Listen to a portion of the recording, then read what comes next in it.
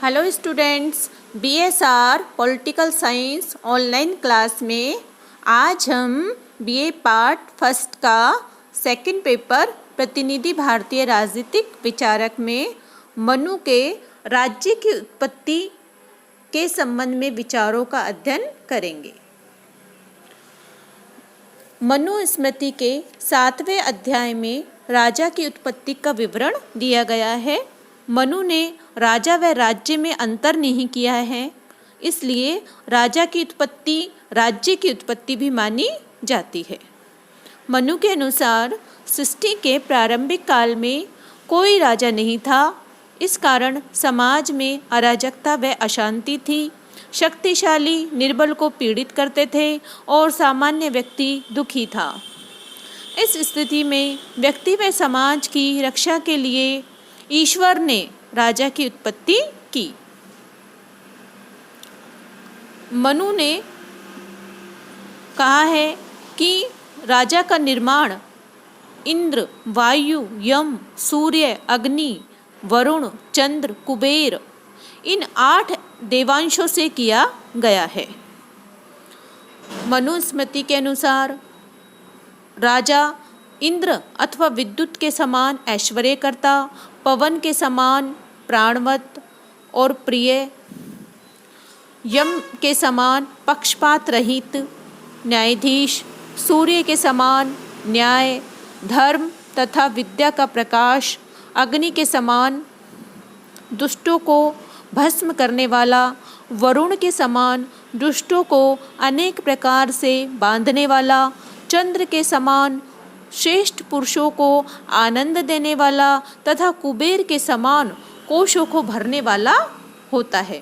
इसी कारण इन 8 देवताओं के अंश से राजा की उत्पत्ति की है।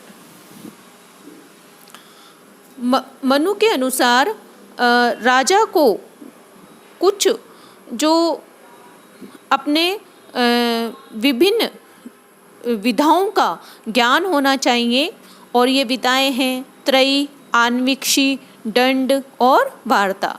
उसे श्रेष्ठ ब्राह्मणों का आदर सत्कार करना चाहिए और उसके निर्देशन में कार्य करना चाहिए। राजा के गुणों के बारे में बताते हुए मनु ने कहा है कि राजा को कुपथ पर ले जाने वाले व्यभिचार का विशेष विरोध करना चाहिए। काम, क्रोध, लोभ, मोह से बचना चाहिए। मृग्या, चौपड़, दिन में सोना, दूसरों की निंदा, स्त्रियों का अत्यधिक संग, विभिन्न मादक पदार्थों का सेवन, नाच गान में अत्यधिक आसक्ति, वृथा घूमने आदि व्यसनों से दूर रहना चाहिए। राजा को विनयशील होना चाहिए और उसे वेद व धर्मज्ञों द्वारा स्थापित मर्यादा का पालन करना चाहिए। राजा को शत्रुओं के छिद्रों को जानने यानी कमियों को जानने तथा उसे अपने छिद्रों को छुपाने की योग्यता होनी चाहिए। शत्रु को नष्ट करने के लिए सिंह जैसा पराक्रम, छिपकर आक्रमण करने के लिए चीता जैसी चालाकी, शत्रु से स्वयं की रक्षा हेतु खरगोश के समान भाग निकलने का गुण होना चाहिए। राजा को दुष्टों के प्रति कठोर व सद्पुरुषों के प्रति उदार होना चाहिए। मनु के अनुसार राजा का मुख्य कार्य दंड का प्रयोग है, अतः शास्त्रानुसार उसे इसका संचालन करना चाहिए। मनु स्मृति में राज्य की उत्पत्ति और व्यक्तिगत गुणों के साथ साथ राज्य के कार्यक्षेत्र के बारे में भी विस्तार से उल्लेख किया गया है। मनु के अनुसार राजा को अपने कार्यों का भली भांति संचालन करना चाहिए। इसके लिए उसे सबसे पहले प्रजा के लिए प्रजा का रक्षण करना चाहिए। प्रजा रक्षण राजा का प्रमुख कार्य माना जाता है। इसके लिए उसे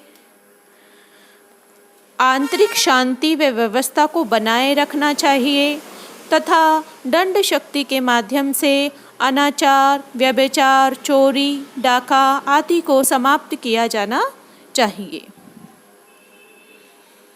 इसके साथ ही बाहरी आक्रमण से राज्य की रक्षा भी राज्य का अनिवार्य एवं महत्वपूर्ण दायित्व मनु ने माना है। युद्धों को आवश्यक होने पर ही अपनाने का परामर्श दिया जाना चाहिए और युद्ध की ऐसी रीति नीति होनी चाहिए कि प्रजा को इससे न्यूनतम हानि की संभावना हो। दूसरा कार्य बताया है राजा का, वह है प्रजा पालन या लोक कल्याण। राजा को चारों पुरुषार्थों की स्थापना करनी चाहिए। समय समय पर प्रजा के सुख दुख की जानकारी प्राप्त करनी चाहिए। ब्राह्मणों, असहाय व्यक्तियों, संपत्तिहीनों स्त्रियों, विधवाओं, अवयस्कों की संपत्ति की देखभाल करनी चाहिए। मनु के अनुसार प्रजा के प्रति दायित्वों की निरंतर पूर्ति के आधार पर ही शासन प्रजा से कर व आज्ञाकारिता प्राप्त करने का न्यायपूर्वक अधिकारी होता है। तीसरी कार्य है प्रशासनिक व्यवस्था का निर्वाह। मनु के अनुसार विभिन्न प्रशासनिक दायित्वों के निर्वाह हेतु योग्य कर्मचारी व अधिकारियों की नियुक्ति की जानी चाहिए तथा गुप्तचरों के माध्यम से इन अधिकारियों के कार्यों की जानकारी प्राप्त करते रहना चाहिए। चौथा है अर्थव्यवस्था का संचालन और नियंत्रण। राजा का यह कर्तव्य है कि वह प्रजा की भौतिक तथा आर्थिक समृद्धि की दिशा में प्रयत्नशील रहे। इस हेतु कृषि, व्यापार के विकास के प्रयत्न एवं व्यापारियों द्वारा प्रजा के प्रति किए जा रहे अपराध जैसे मिलावट करना, कम तोलना, अधिक मूल्य लेना से प्रजा की रक्षा की जानी चाहिए।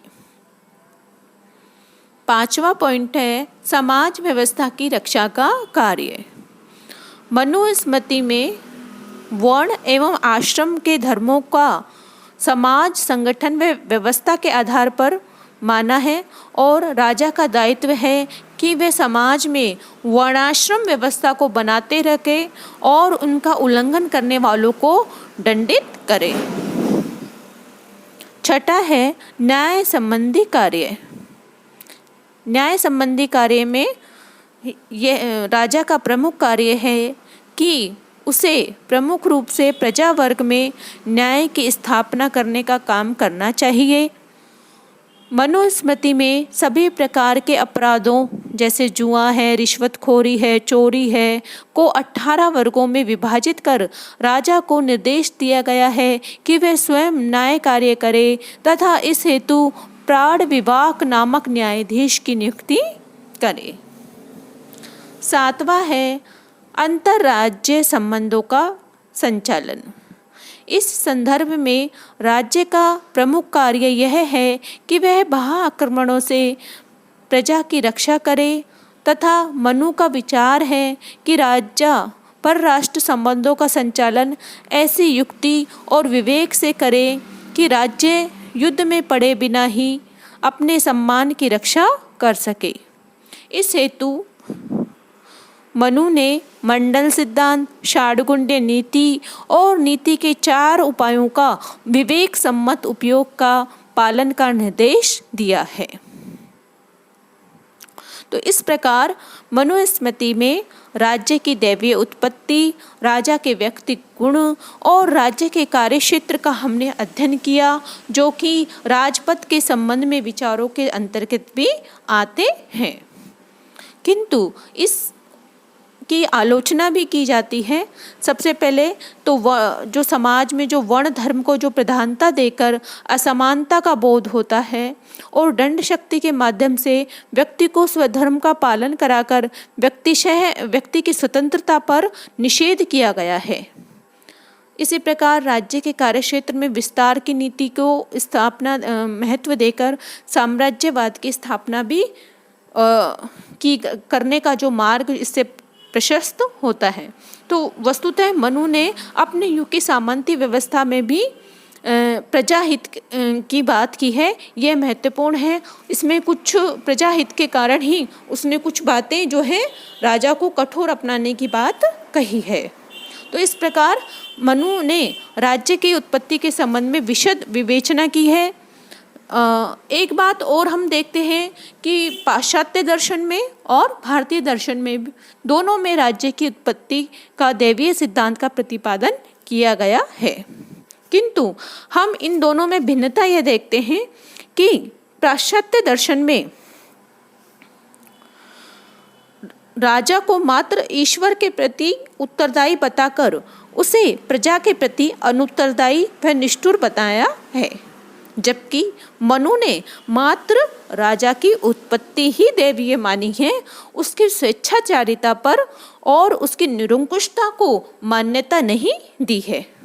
मनु ने यह स्पष्ट कहा है कि अगर राजकार्य करते हुए राजा कोई गलती करे या कुछ ऐसा काम करे जो प्रजाहित के विरोध हो तो उसे भी दंड के अधीन माना है। तो इस प्रकार राजा को भी दंड के अधीन बताकर मनु ने राजा के जो निरंकुशता पर नियंत्रण रखा है और जनता के कल्याण के लिए उसने राजा को आवश्यक नीति अपनाने की बात कही है। तो इस प्रकार हम विस्तृत रूप से देख सकते हैं कि यद्यपि मनु ने केवल मात्र राजा की उत्पत्ति ही दैवीय मानी है, उसके दैवीय अधिकारों का समर्थन नहीं किया है। धन्यवाद।